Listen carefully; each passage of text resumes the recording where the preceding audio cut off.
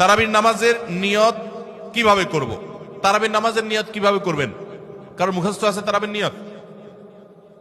নামাইতুয়ান বলেন, কার মুখস্থ আছে? একজন বলেন অন্তত। তারাবির নিয়ত কে বলতে পারবে? বলেন বলেন ভাই।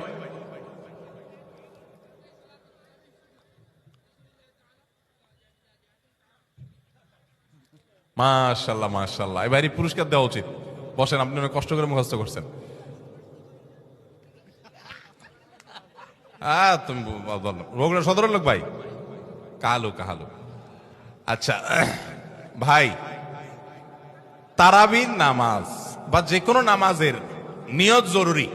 নিয়ত ছাড়া কোনো আমল হবে না। কিন্তু নিয়তটা হলো মনের ইচ্ছার নাম। নিয়তটা কিসের নাম? আমি ভাইকে দিয়ে নিয়তটা কেন শুনছি সেটা আপনারা জানেন? জানেন না আপনারা? আমি ওনাকে দিয়ে কেন শুনলাম বলেন তো? কে বলতে পারবেন? কে বলতে পারবেন না? আমি ওনার দিয়ে এই জন্য শুনছি যে ওটা আমার জানা ছিল না।